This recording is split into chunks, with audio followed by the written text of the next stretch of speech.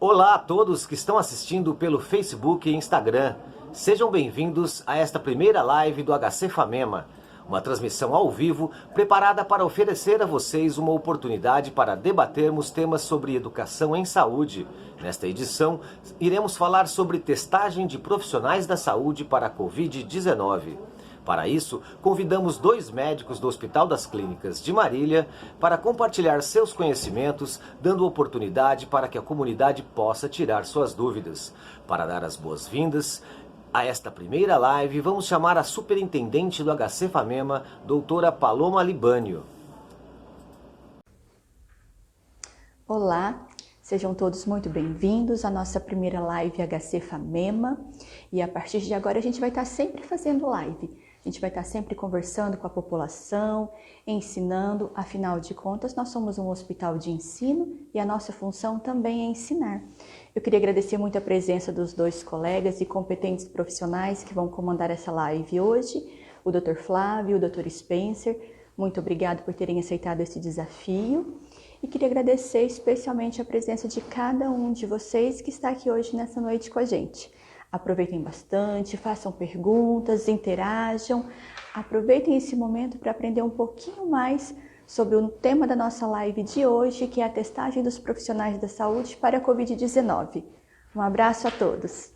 Obrigado, doutora, por suas palavras e dando continuidade ao programa de hoje. A live HC Famema desta semana traz como convidados o professor doutor Flávio Trentin Troncoso, chefe da disciplina de epidemiologia, e o professor doutor Spencer Luiz Marques Paião, diretor de pós-graduação, pesquisa e extensão da Famema.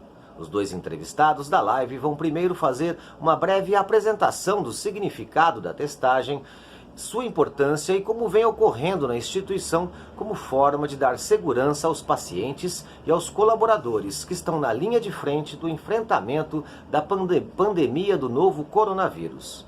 Em seguida, eles irão responder aos questionamentos registrados em nossa enquete publicada nas redes sociais.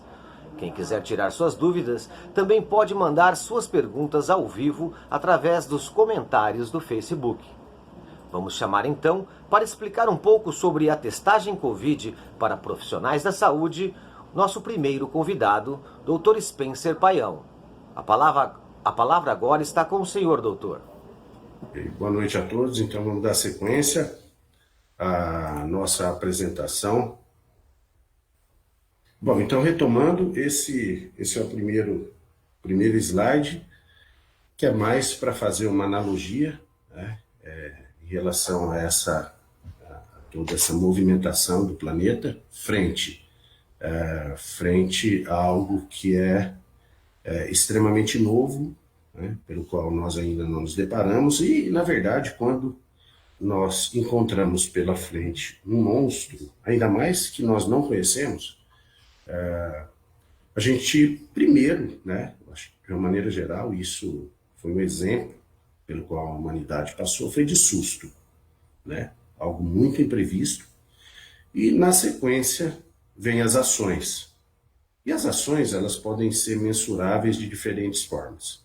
Mas, basicamente, a gente pode pensa, assimila o susto e tem duas estratégias. Uma, que é talvez a mais natural, correr do monstro. E a outra, para alguns, é partir para cima do monstro. Essa não é uma estratégia muito boa. Na verdade, eu estou fazendo essa analogia, né? Pode fazer até com uma criança, para mostrar o seguinte, que nós precisamos ter equilíbrio frente a uma situação muito nova como essa.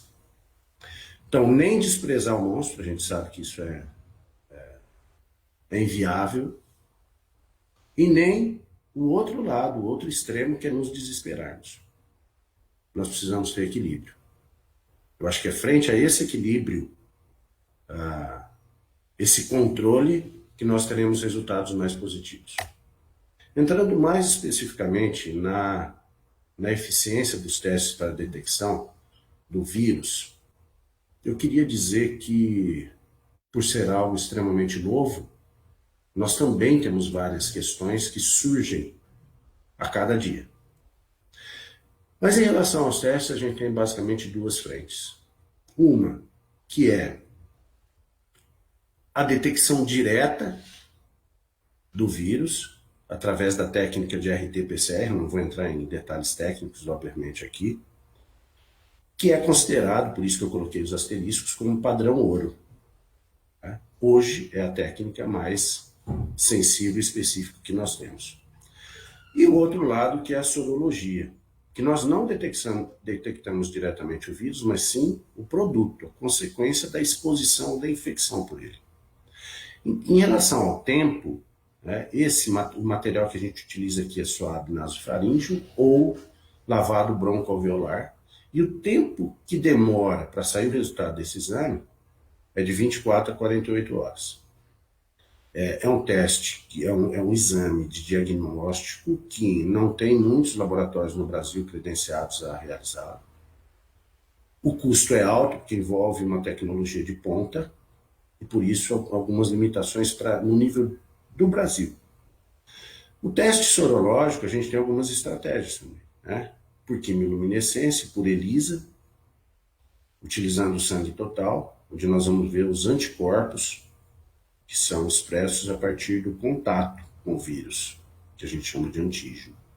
Demora em média de 6 a 8 horas. E, finalmente, o teste rápido, que é o que a gente mais, né, ouve falar na mídia, que é a gota de sangue que a gente colhe, e fica pronto em 15 minutos.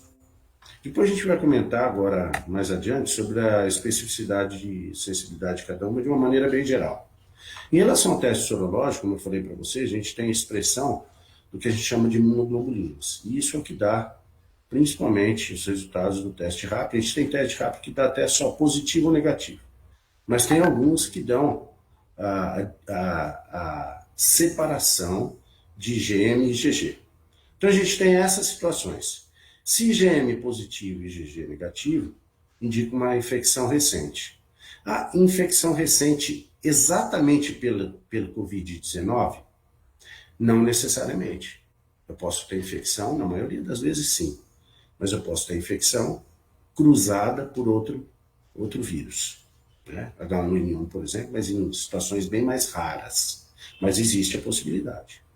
IgM negativo e IgG positivo indica que o indivíduo já teve a doença há algum tempo, não dá para falar muito tempo aqui, curou-se e hoje encontra-se imunizado. Então não tem mais risco nem de desenvolver, dependendo da fase, nem de transmitir. IgM negativo e IgG negativo sugere que o indivíduo não está doente, não tem imunidade contra a infecção, podendo contraí-la caso seja exposto. Então aqui eu queria deixar bem claro, porque tem muitos que dizem o seguinte: o resultado do teste rápido deu IgM, IgG, então eu posso comemorar. Eu não comemoraria, não. Por quê? Porque isso abre uma prerrogativa de que você ainda pode ser infectado. Né? Isso claramente, do seu ponto de vista de correlação. Muito bem, a gente tem que se basear hoje do seu ponto de vista científico. E esse é o exercício que a sala de situação do HC-FAMEMA vem tomando como base. Né? Então eu trago para vocês um artigo científico publicado no início do mês passado, né? Quer dizer, já de maio. E isso ilustra muito bem, e talvez essa seja a figura mais importante da apresentação para a gente se localizar no tema. Né? Quais momentos você realiza o teste com uma maior segurança? Também quero deixar claro, isso tem muitos questionamentos, que não existe nenhum teste diagnóstico para detecção do SARS-CoV-2 com 100% de certeza. Né? 100% de acurácia, que a gente chama. Isso que eu estou apresentando é o que nós temos para hoje. Pode ser que amanhã a gente tenha uma mudança nas diretrizes em relação a esse enfrentamento.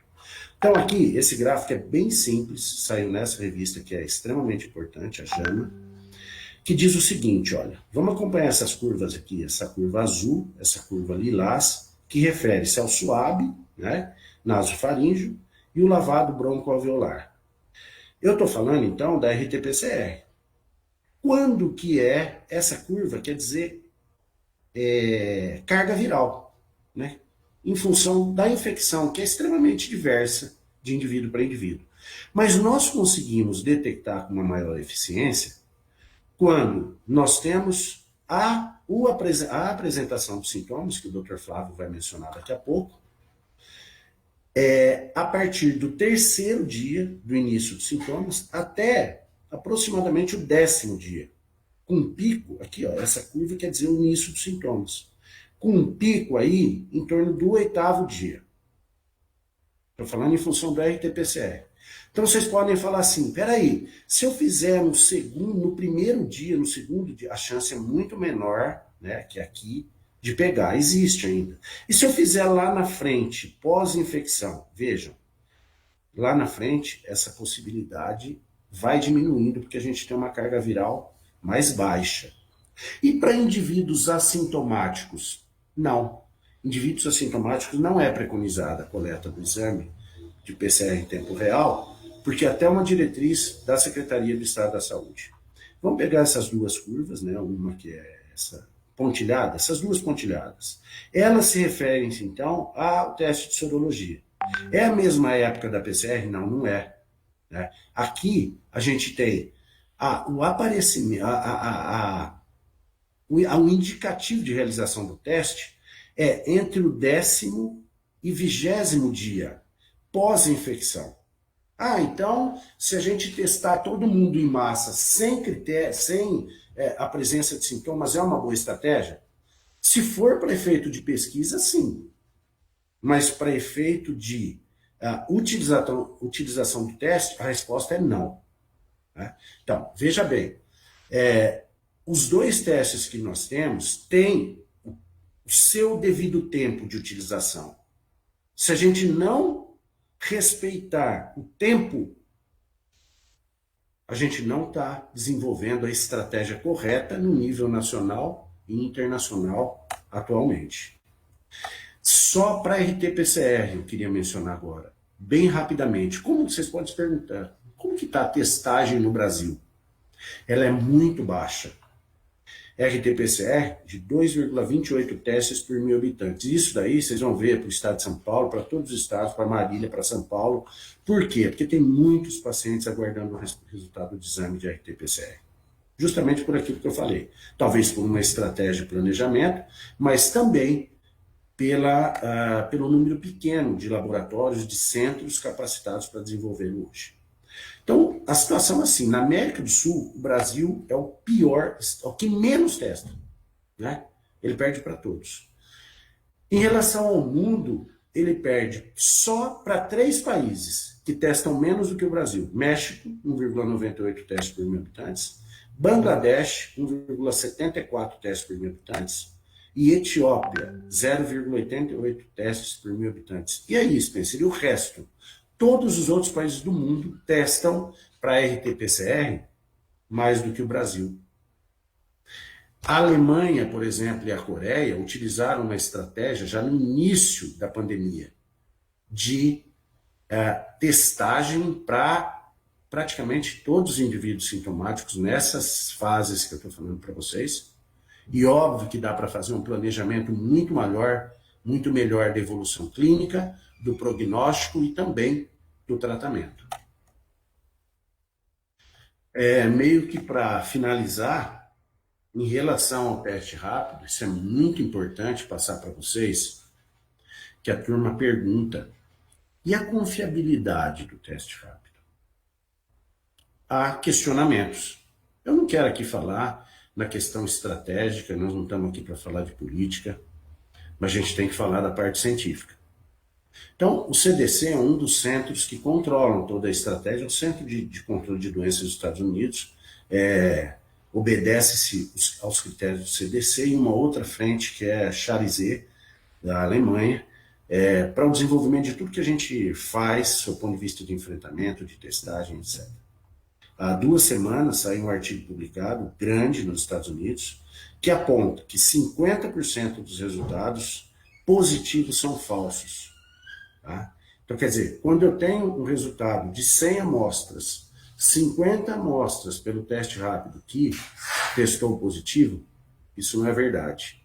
50 estão fora. E o falso negativo? O falso negativo também pode acontecer. A gente tem casos de indivíduos que testam negativo, né?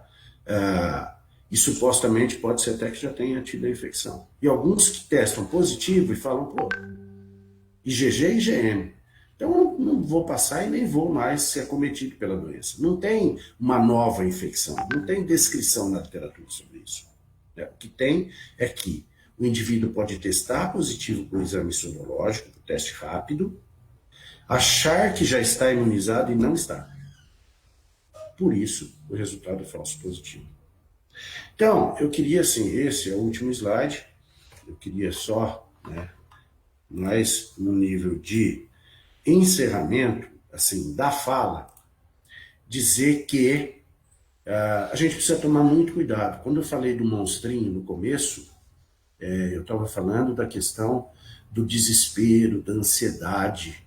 O Dr. Flávio vai mencionar agora a questão do contato, que é extremamente importante. A transmissão a gente sabe que é efetiva, mas não quer dizer que porque eu tenho um contato muito próximo, eu tenho que testar hoje. Queria deixar bem claro isso, né?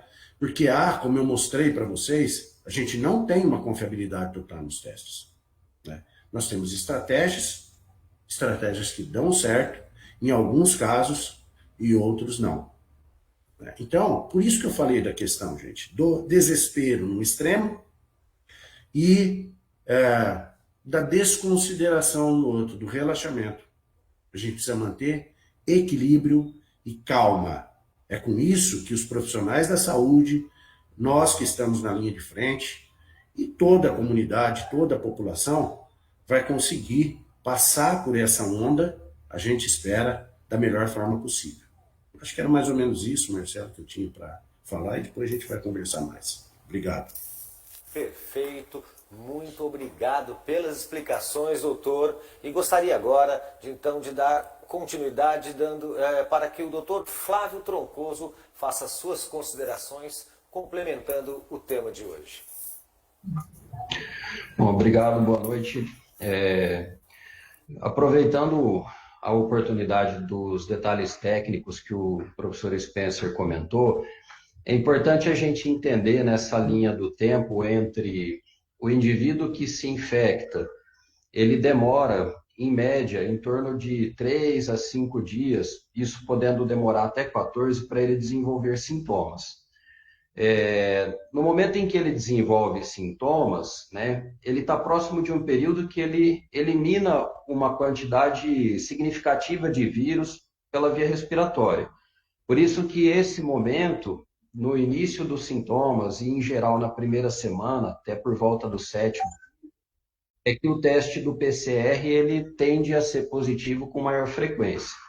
A partir desse período, o indivíduo começa a produzir os anticorpos, IgM e IgG, que o professor Spencer mencionou.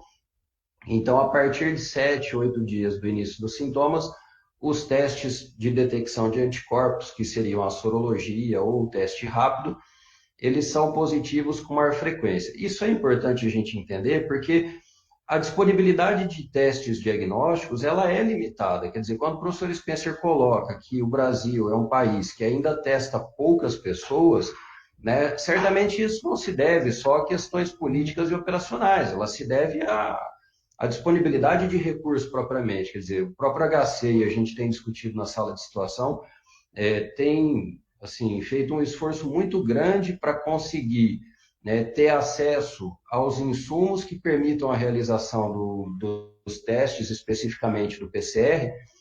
Então, os recursos são extremamente escassos, vamos dizer, e eles precisam ser utilizados da forma mais racional possível. Considerando que nós, no HC-FAMEMA, não estamos numa situação diferente do contexto geral do Estado, a sala de situação e o HC adotou aquelas medidas para testagem, para diagnóstico, tanto dos usuários da população de pessoas que fazem uso do serviço de saúde, quanto dos seus colaboradores, seguindo normas técnicas que são previstas para a utilização racional desses testes. E quando eu falo utilização racional, quer dizer, não é um racionamento de uso, é uma racionalização do uso, permitindo com que ele seja utilizado da forma ideal. Eu vou apresentar aqui aquelas que seriam as normas técnicas que estão vigentes para a gente utilizar esses testes, né? Sempre alertando de que as recomendações, diante de uma situação nova, como o Dr. Spencer coloca, né, elas modificam de forma muito dinâmica. Pode ser que as recomendações e a disponibilidade de insumos e a disponibilidade de conhecimento técnico para a gente utilizar esses recursos e tecnologias se modifique de hoje para amanhã, e amanhã a gente tem uma nova regulamentação, né, e que vai ser incorporada com a oportunidade que a situação requer. Eu só preciso de uma ajuda técnica para colocar a minha apresentação na tela aí para eles.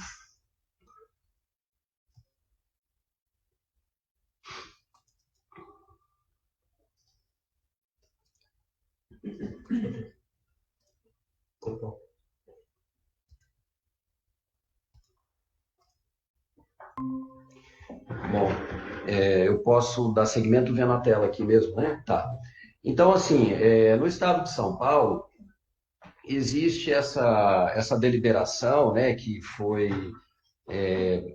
publicada por uma comissão bipartite, né, que prevê a utilização dos testes diagnósticos por PCR para síndrome gripal.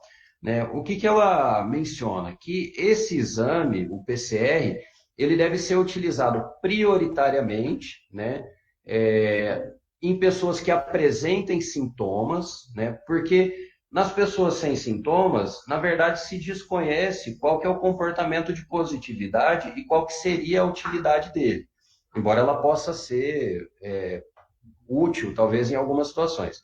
Mas, então, nas pessoas com sintomas, né, serão priorizadas as populações que têm um grande potencial de transmissão, de transmitir para outros a doença, que seriam os profissionais de saúde, segurança, limpeza pública, transportes públicos e sistema funerário.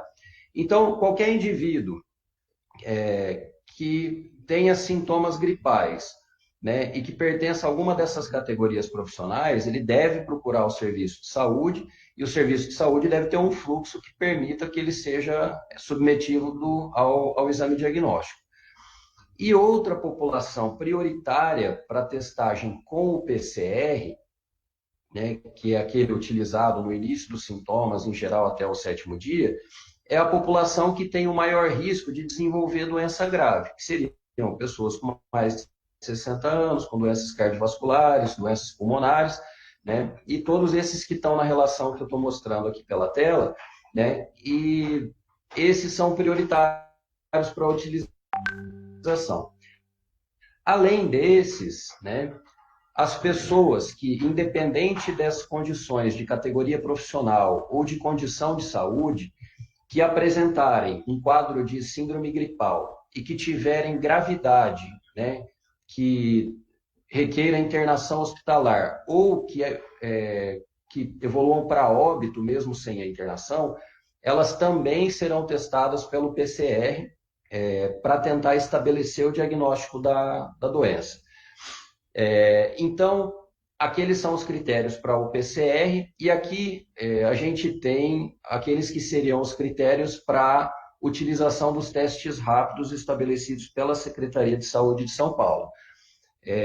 Também aqui ficou fora o quadrinho, mas eu pretendia destacar que os testes rápidos, eles serão utilizados em situação de síndrome gripal, em pessoas com sintomas, então. Então, assim, a utilização do teste rápido também em pessoas que não têm sintomas, ela não tem uma utilidade muito bem estabelecida, embora ainda possa ser discutido e aplicado em algumas situações, né? Também amplia a utilização do teste rápido para pessoas com menos de 60 anos e sem comorbidades, né, que também não exerçam aquelas categorias profissionais, né, mas e que não poderiam fazer o teste do PCR por uma disponibilidade de recursos, mas que podem ser submetidas ao teste rápido, que é um teste que foi distribuído pelo Ministério da Saúde.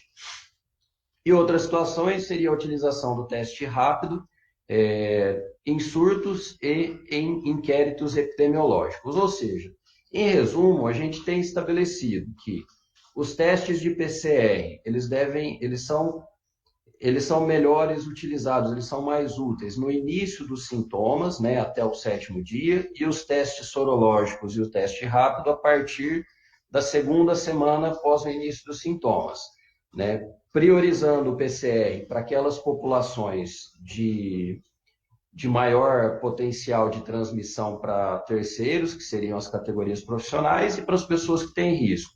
E os testes rápidos para aqueles que não se enquadram naquelas categorias, mas que poderiam ser testados para permitir que se gere informação epidemiológica de número de casos, porque isso é importante, né, para a tomada de decisão do ponto de vista de políticas de ação, de saúde pública. Aqui, essa tabela, na verdade,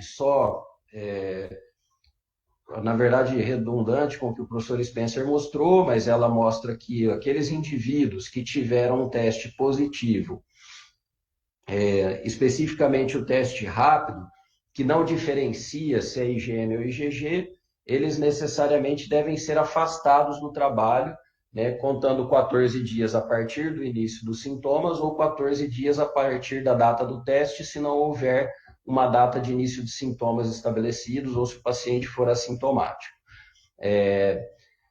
Considerando também o que o professor Spencer falou com relação à confiabilidade desses testes, quer dizer, um teste positivo, se ele é verdadeiramente positivo, né, ou se ele é um falso positivo, ou um teste negativo ser um falso negativo, essa testagem, ela traz informações que permitem a gente tomar ações, mas ela não traz a tranquilidade de que a gente deva abrir mão das outras medidas de proteção individual e coletiva que a gente tem que ter para evitar a exposição ou a transmissão do coronavírus, né? Então, assim, é extremamente importante que, apesar de todo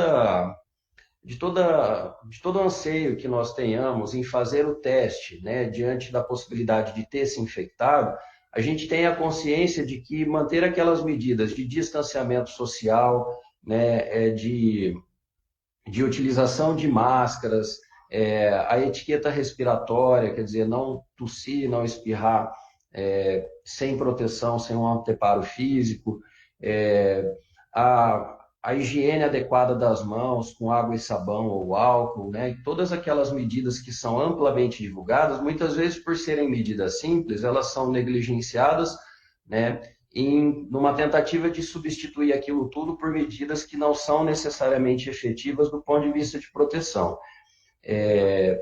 Então, é importante que a gente saiba que os testes, eles estão disponíveis, eles não são, eles têm limitação, tanto do ponto de vista técnico, quanto do ponto de vista de quantidade, disponibilidade, e eles têm que ser utilizados de forma racional. E eu tenho uma convicção muito plena de que a instituição está fazendo todo o esforço para que eles sejam oferecidos da forma mais racional e mais adequada possível, tanto para os colaboradores quanto para a população usuária do complexo assistencial.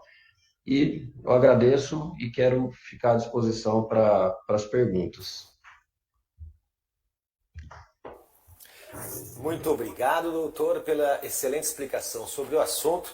E nesse momento, então, vamos entrar nas perguntas, nos questionamentos da comunidade, levantados através da nossa enquete que a gente colocou nas redes sociais para envolver a participação de todos. E também fica aberto aí o espaço para todos que estão nos assistindo, que tiverem alguma dúvida sobre o tema, sobre a testagem para profissionais de saúde, né, para a Covid-19.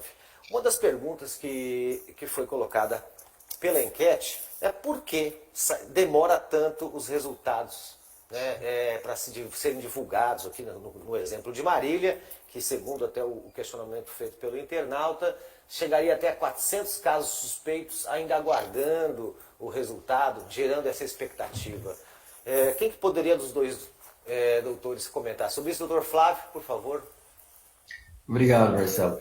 Eu vi a pergunta com alguma antecedência e, na verdade, assim, existe uma questão operacional.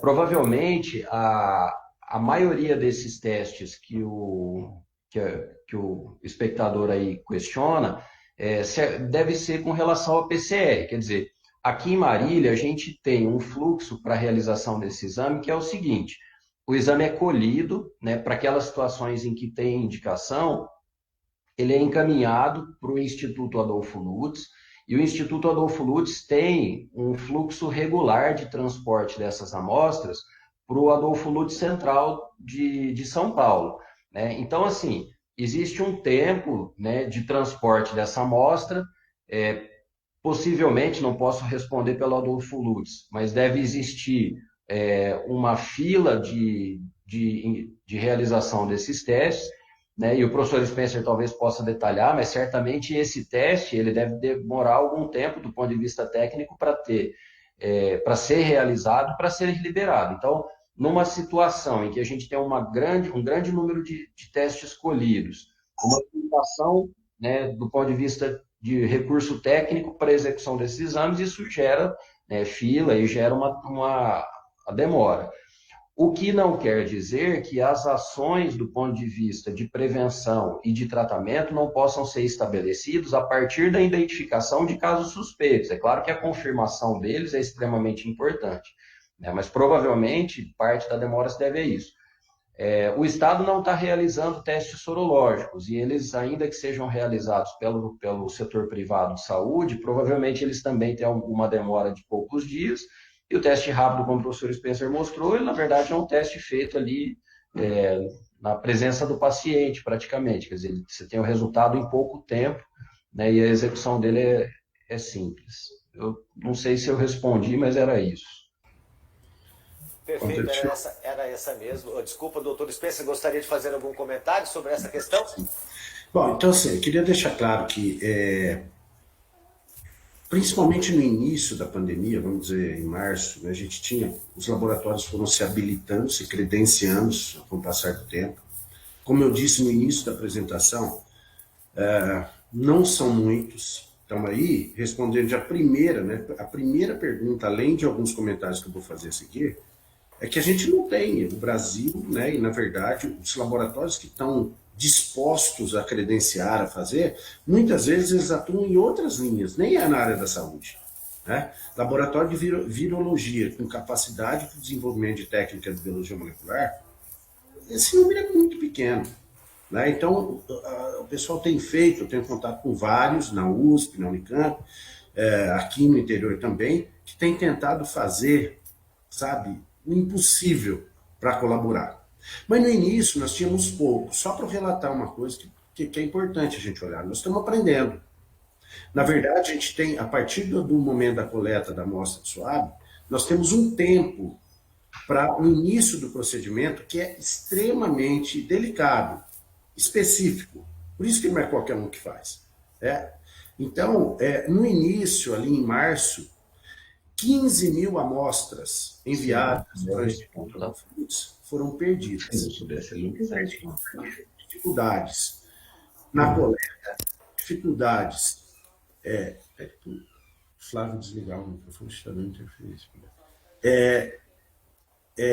Dificuldades de coleta, dificuldades de conservação da amostra e dificuldades de transporte. Isso já foi sanado, mas ainda assim nós temos um número pequeno de laboratórios credenciados. A HC-FAMEM e a FAMEM estão numa força-tarefa, né? É importante destacar isso aqui. Nós não temos laboratório aqui vinculado ao hospital que desenvolve o teste, mas nós estamos numa força-tarefa já em fase final de habilitação do laboratório, do qual eu faço parte e coordeno, junto com 2 funcionários, um funcionário que é o Roger Delábio e o professor Lucas Asmussen, que tem expertise técnica juntamente comigo para o desenvolvimento, nós somos em 3, para o desenvolvimento dessa técnica. Obviamente isso vai facilitar muito, é uma expectativa nossa aqui do hospital, só que ele não vai atender o hospital, ele vai atender a região toda, a DRS 9, mas sem dúvida vai facilitar, então respondendo mais especificamente a dúvida e talvez até tranquilizando, esperamos em breve, porque há tempo nós estamos todos numa força-tarefa, né, de implementação desse laboratório aqui, em breve esse número, esperamos, vai diminuir consideravelmente, o que vai facilitar muito a nossa conduta, sob o ponto de vista de acompanhamento, monitoramento, internação de todos os hospitais de Marília e de região. Então, essa é uma grande expectativa e considerado como uma prioridade 0, né, para não falar 1, 0, de implementação que a gente tem certeza que isso vai ajudar muito na dinâmica toda de segmento dos pacientes. Acho que era isso. Perfeito, muito obrigado, doutor Spencer. Vou encaixar uma pergunta aqui feita por um dos nossos internautas que dá continuidade a esse questionamento inicial, que é até uma dúvida sobre como está sendo feito essa testagem aqui no município, pois ele faz esse questionamento. Os casos confirmados ou descartados de Marília são todos os de PCR ou é usado sorológico na contagem? Vou deixar claro aí, que foi certamente explicado na introdução, mas é bom deixar claro como está sendo feita essa testagem aqui no município. Essa testagem é por RT-PCR, não é sorológica, hein? Deixar claro. O que aparece nos boletins que são realizados são os testes de RT-PCR para pacientes sintomáticos do terceiro, preferencialmente do terceiro ao 8º dia pós aparecimento dos sintomas. Vamos deixar claro que não é o teste sorológico que está registrado nos boletins aqui de Marília e das outras cidades também. Ok? Correto. Muito obrigado, doutor.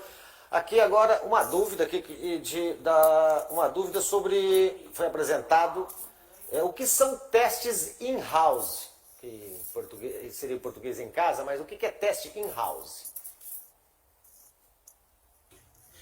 Acho que é comigo mesmo.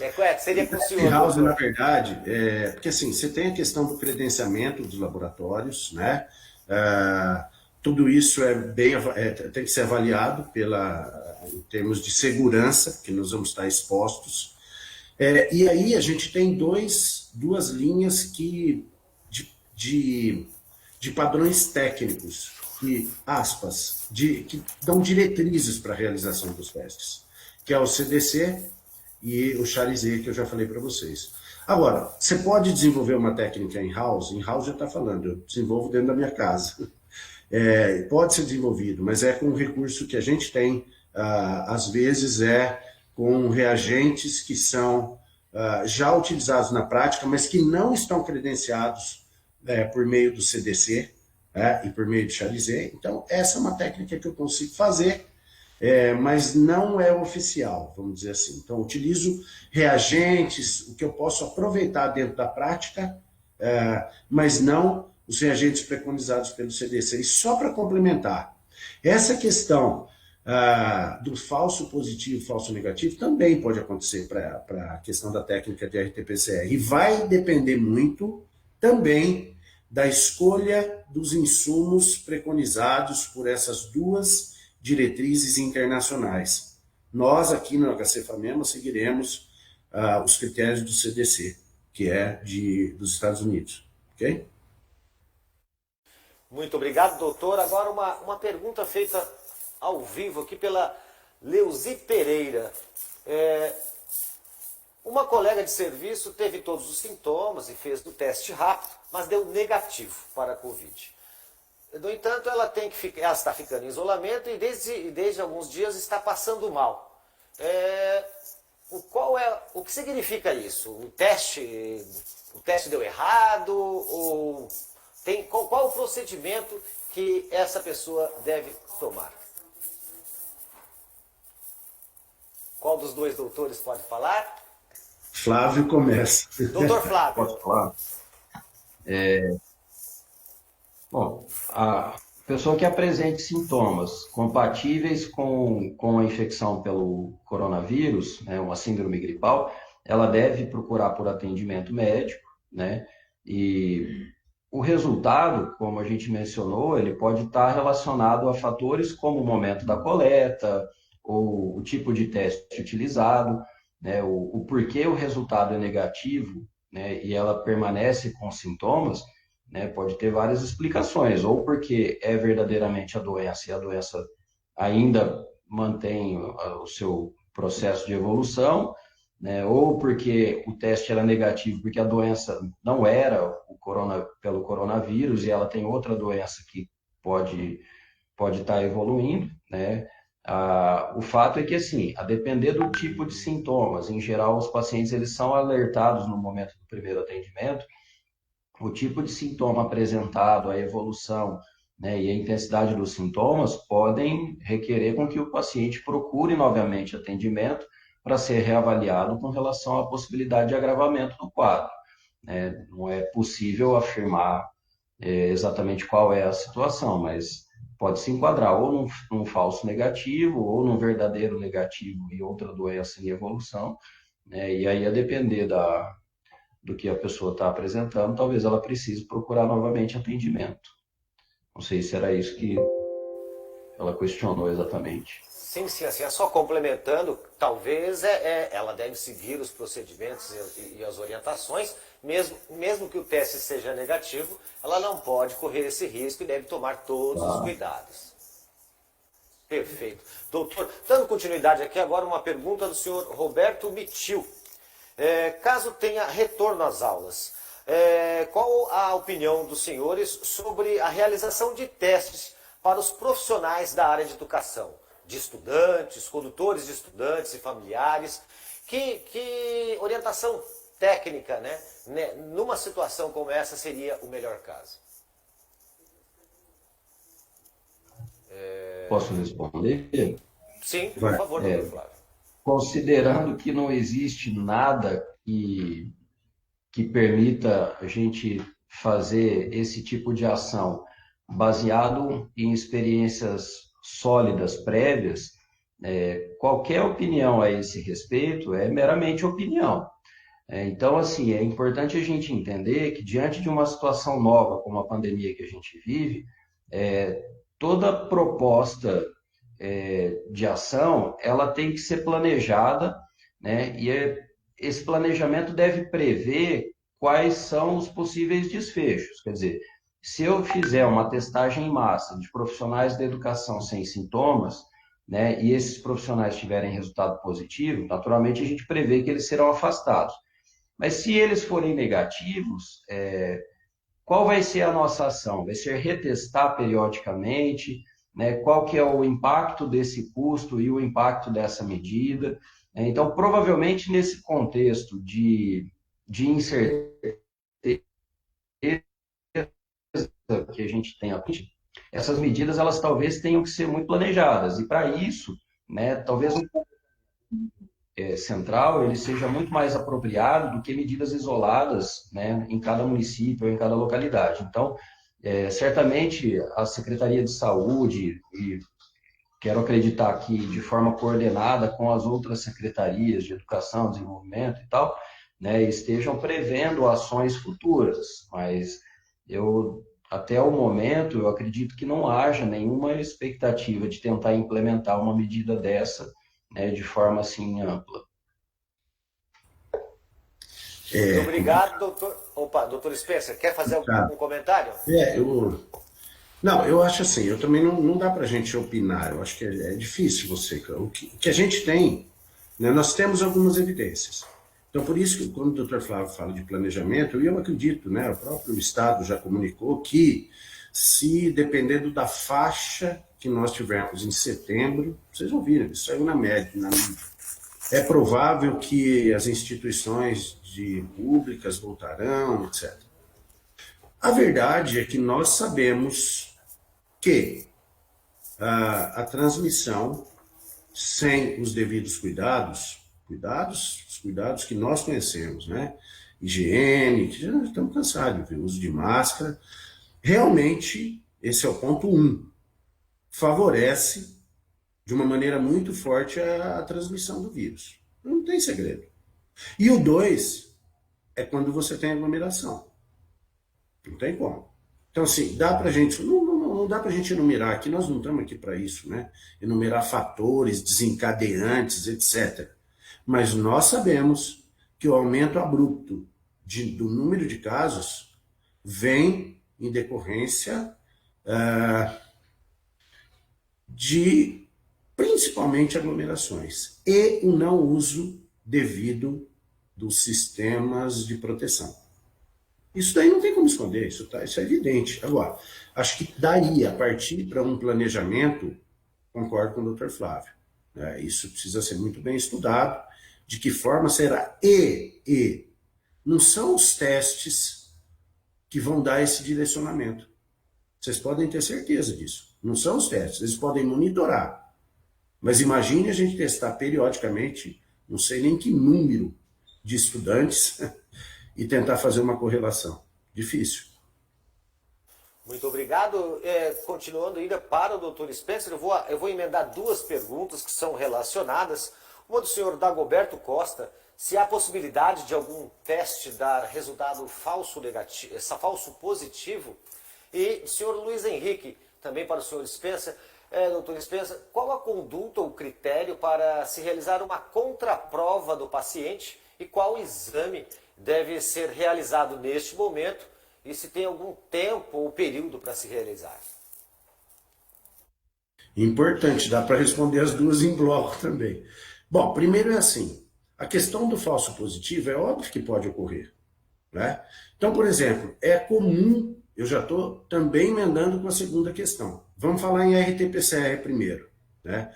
RT-PCR, eu mostrei as curvas para vocês na apresentação, e é muito comum, né? Porque assim, os critérios internacionais, a Organização Mundial da Saúde, o lema é assim, teste, teste, teste, teste, teste, dentro das nossas limitações.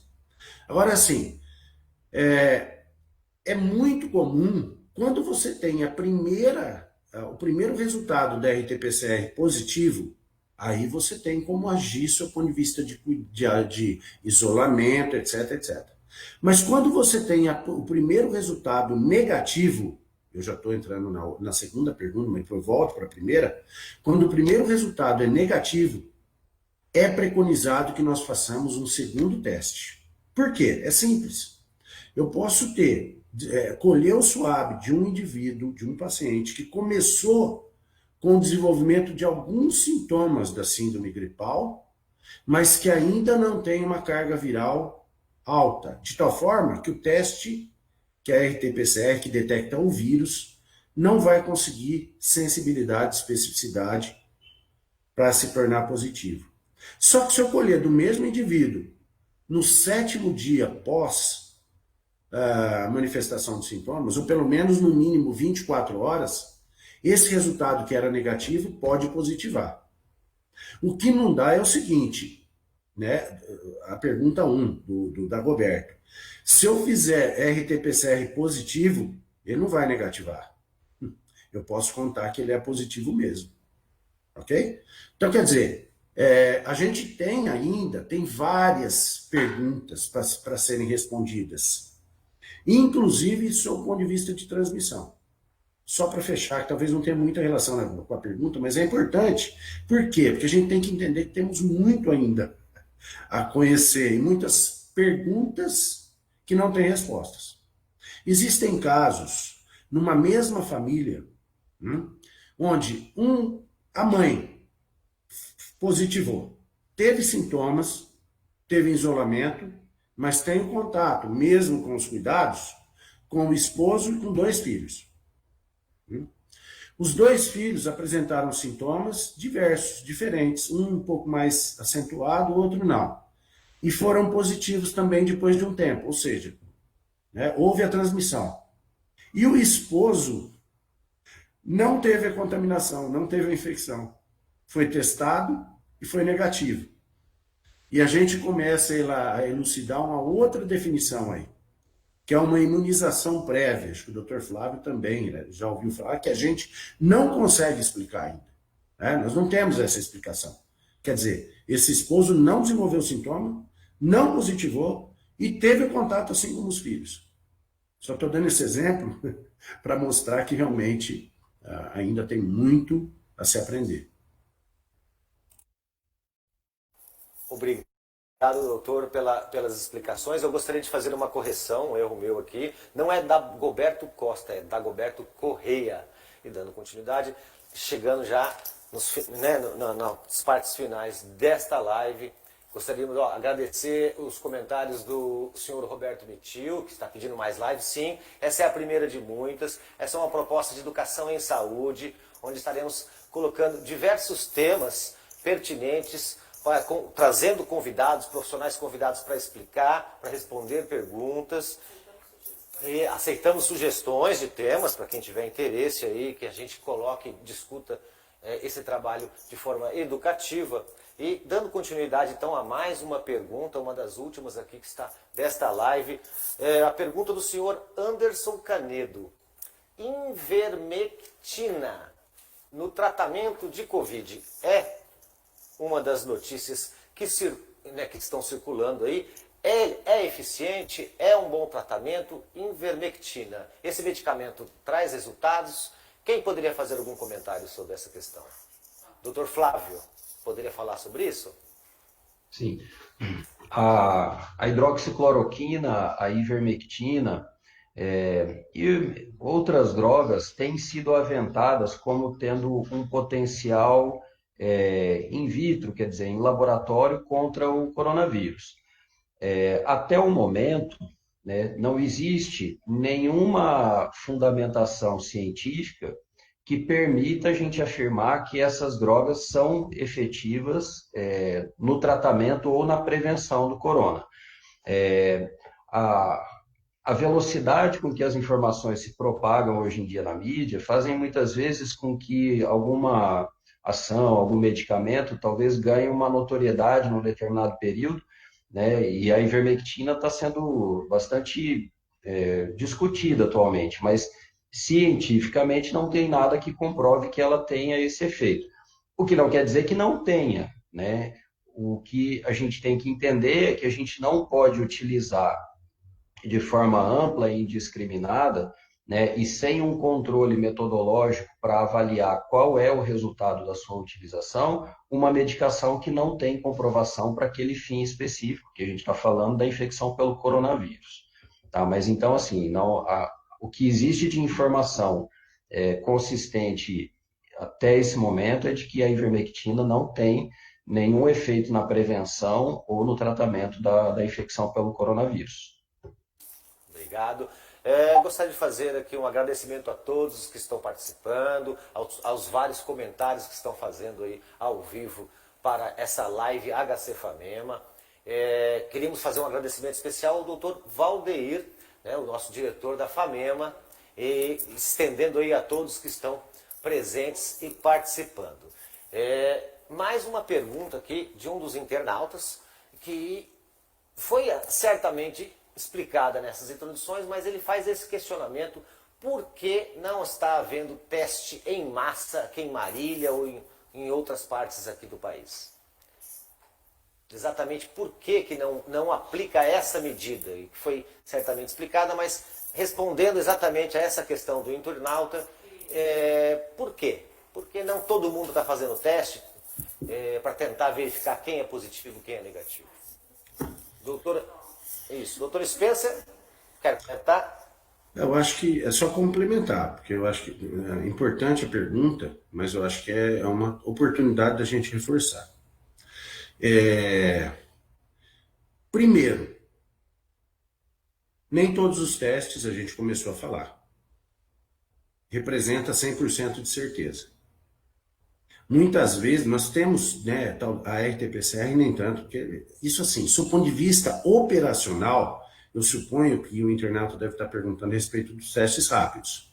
Porque em relação à RT-PCR não tem a mínima chance disso acontecer. Se essa fila, né, esse número já é tão grande, todos esses são sintomáticos. Então não tem a mínima chance, nenhum país fez isso. Quer dizer, eu citei a Alemanha e a Coreia, mas foi assim, proporcionalmente aos testes, considerando indivíduos sintomáticos, eles fizeram desde o início. Então assim, RT-PCR nem tem como, porque não tem infraestrutura para isso. Aliás, nenhum país tem. Eles só estabeleceram uma estratégia desde o início, desde março. Foi diferente do Brasil. Agora, o teste sorológico, vocês imaginem, primeiro, a estratégia que se deveria adotar, do seu ponto de vista de planejamento e até de custo, para algo, eu não estou aqui falando porque quando eu comecei a falar, assim, é o que nós temos para hoje, né? Mas para uma testagem em massa, sem critérios, que a gente precisa considerar critérios. O critério que a gente está adotando, né, para diferenciar todas essas classes que o Dr. Flávio falou, Não sei se vocês perceberam. Foi sintoma de síndrome gripal, né? Que assim, você passar a testar indivíduos assintomáticos em massa, não tem sentido. Principalmente, eu estou falando abertamente, não tem sentido. Mas eu queria emendar só uma outra coisa e reforçar, gente. Na verdade, a gente tem que ter uma super preocupação com todas as medidas, né, de cuidados. Mas hoje o que a gente vê na prática é assim, é uma atenção muito maior para o início da síndrome gripal. O Dr. Flávio está aí, ele pode não concordar com o que eu vou falar agora. Mas, na verdade, com o aparecimento da Covid, nós não deixamos de desenvolver H1N1, outras infecções que representam também outras gripes, né? Não deixamos. Não existe só Covid. Não existe. Existe todas as outras, os outros artefatos virais que levam à gripe, ao resfriado. Então, assim, ele não substituiu. Assim como substituiu os pacientes internados, não substituiu os pacientes que têm cardiopatias graves, AVC, etc. Então, por isso que eu coloquei, a gente precisa ter muito equilíbrio, bom senso e tentar afastar. Eu acho que isso vai gerar um desespero muito grande, além de inviabilidade, né? E, assim, a gente precisa nos acalmarmos um pouco mais, né? Existe assim, uma angústia muito grande, até dá para entender, porque é algo muito novo, mas nós precisamos fazer um grande esforço para chegar ao equilíbrio com cuidado, com cautela. É só isso que eu queria fazer, talvez fugindo um pouco, mas eu acho que a gente precisa ter essa sensibilidade. Obrigado. Doutor Flávio, o senhor gostaria de fazer o seu comentário, sua opinião? Aqui nós estamos, né, debatendo o tema e o questionamento. Oi? Não, Marcelo, eu concordo com o professor Spencer. Eu acho que assim, a ocorrência de outras doenças não se modificou. Provavelmente se modificou, né, o diagnóstico dessas doenças, né? E, na verdade, a gente tem aí um aumento do número de casos novos. E eu acredito que assim, a, as ações com relação ao enfrentamento de uma situação como essa, né, que, embora sem precedentes anteriores, né, a gente pode fazer algum correlato com algumas outras doenças que, sei lá, pelo menos as pessoas da minha geração e talvez de algumas que estão assistindo viram surgir, como é o caso do HIV. Quer dizer, no início da epidemia pelo HIV, a disponibilidade de testes, a forma como se testava, né, a qualidade e a confiabilidade dos testes, elas eram primitivas, vamos dizer. Né? E com o passar do tempo, com o acúmulo de conhecimento, com o desenvolvimento de tecnologias, esses recursos diagnósticos eles foram melhorando. Né? E a compreensão a respeito da evolução da epidemia também evoluiu, né? A compreensão de que a oferta de um teste de HIV, de um teste de hepatite B ou hepatite C, ela não deve ficar restrita a pessoas que se entendem como tendo risco para aquelas infecções, mas eles devem ser oferecidos de forma universal, né? Demorou tempo para surgir, quer dizer, acho que a gente ter a expectativa, né, de uma utilização em massa de testes, como eu falei, toda a ação ela requer um planejamento, né? E eu imagino que em algum momento a gente tem uma grande chance de chegar num momento de ter o entendimento de que a testagem em massa, né, para o COVID vai ser uma medida efetiva. Ou pode ser que não, por ser uma doença aguda e autolimitada, pelo menos pelo que a gente conhece até agora, talvez a coloque numa categoria de doença autolimitada, né, e que outros recursos venham ser utilizados em detrimento da testagem em massa. Então, assim, acho que não existe uma resposta para isso, o conhecimento ainda é escasso, né, e ele vai se construir, as ações vão ser tomadas na medida em que isso se tornar mais claro, né. Marcelo, desculpa, deixa eu só fazer um jargão com isso que o Dr. Flávio falou. É assim, ó, é uma analogia que muitos colegas acabam fazendo e eu acho que é extremamente, sabe, tem tudo a ver com o momento atual. Na verdade, em todos os aspectos, nós estamos trocando o pneu do carro com um carro em movimento, né? Essa é a situação atual. Então, só para fazer essa correlação com o HIV, né, Flávio? E uma hora nós vamos parar o carro. Uma hora nós vamos trocar bonitinho o pneu, com cuidado, com cautela, assim, com mais segurança, para continuar e seguir a viagem. Vocês podem ter certeza disso. Essa é eu acho que é uma coisa que a gente tem que ter fé, né? É isso. Obrigado. Só lembrando a todos que estão assistindo aqui, essa é a live HC Famema, um programa de educação em saúde, e já anunciando, é uma proposta que começa hoje, mas quinzenalmente, daqui 15 dias faremos mais uma nova live, com um novo tema, com novos profissionais convidados também para responder questionamentos da população, contribuindo aí para que todos aprendam cada vez mais e melhorem o seu conhecimento sobre a saúde. E estamos chegando já quase ao fim desse programa. Eu gostaria de mandar um abraço e agradecer a sala de situação do HC Famema, é um grupo de profissionais que estão aí diariamente, sempre reavaliando e discutindo esse enfrentamento da pandemia do novo coronavírus.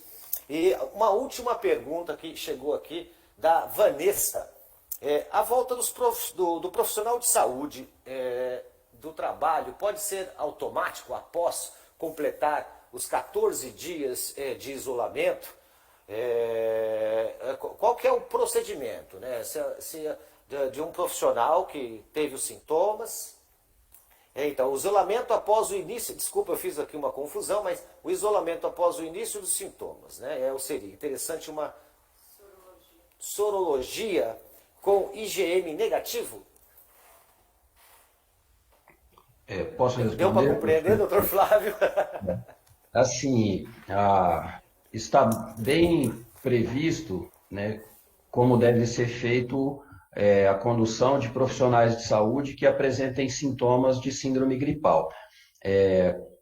O profissional que apresentar sintomas, ele deve se ausentar do trabalho, deve comunicar ao superior, né, informar a presença de sintomas e procurar o atendimento.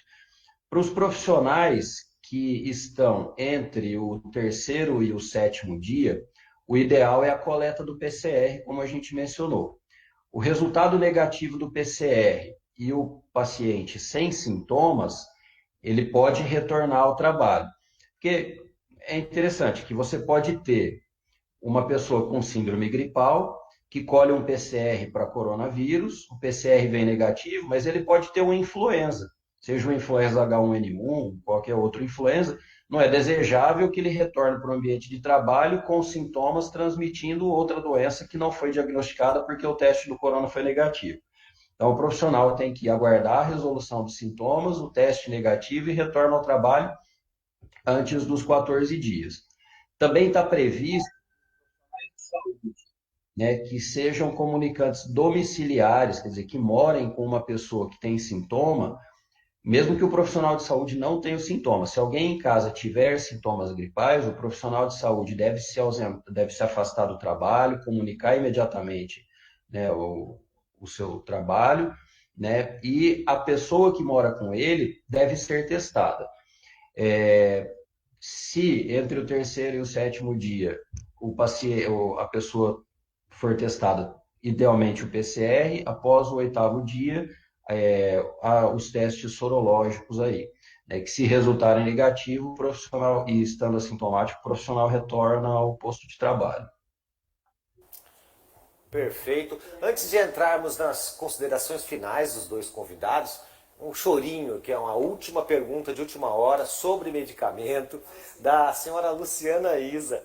E sobre o uso do Remdesivir, qual que é a opinião dos doutores? É uma boa opção? Doutor Flávio. Passo para o Flávio. O Remdesivir é uma das drogas que tem apresentado resultados promissores. Quando eu digo promissores, não quer dizer que não vai ser essa medicação necessariamente que vai ser o grande achado do combate à epidemia. Mas ela é uma medicação que tem mostrado resultados favoráveis em comparação de grupos de pacientes graves, né? Ela não está disponível para utilização comercial no Brasil, né? Ela é utilizada mediante protocolos de pesquisa, porque ela ainda não tem uma comprovação de eficácia em todas as circunstâncias de infecção pelo corona, mas o Remdesivir ela teve resultados que são mais animadores do que os resultados com as outras drogas que a gente mencionou aqui até o momento, tá? Deixa eu só comentar, não especificamente do Remdesivir, mas da questão preventiva. Teve uma pergunta que colocou, do ponto de vista de prevenção, a gente precisa deixar claro que a questão preventiva, no sentido da não infecção, né, isso não existe. A transmissão, ela vai ocorrer. O que existe hoje, em função dos estudos, eu até acredito, né, assim como o Dr. Flávio falou, que existe alguma até super dessas que a gente mencionou, que a gente terá resultados extremamente relevantes, né? Mas hoje, na verdade, a busca é por um alvo que consiga, né, uma droga-alvo, que consiga inibir a replicação viral, né? Porque ela está ligada diretamente à evolução dos sintomas. Então, nesse sentido, sim, não é prevenção no sentido de não adquirir a infecção, mas sim de amenizar o quadro clínico, certo, Flávio? Então, eu acho que assim, o encaminhamento e outra, a gente não pode, eu acho que nós não podemos desconsiderar, né? Como eu disse, tudo é novo, e a gente pode ter uma mudança efetiva, mas ainda um tempo muito curto, de hoje para amanhã. Isso está saindo, então, a gente tem novidades assim, todos os dias, né? Então, a gente torce para que realmente tenha algo que, sob o ponto de vista de inibição da replicação viral, seja extremamente efetivo. Só isso que eu queria comentar. Obrigado, doutor Spencer. Infelizmente, nosso tempo está acabando. Daqui a pouco pode até haver um corte de transmissão. Eu gostaria de informar a todos que fizeram as perguntas e eu não pude apresentar aqui. Nós iremos responder pelo Facebook, pelo Instagram e, portanto, eu gostaria de agradecer a todos pela participação dessa primeira live do HC FAMEMA, de Educação em Saúde, sobre o tema testagem de profissionais da saúde para a Covid-19. Então, damos por encerrada esta transmissão. Sim, e lembrando, daqui 15 dias a próxima live HC FAMEMA. Então, até a próxima, um grande abraço e tchau!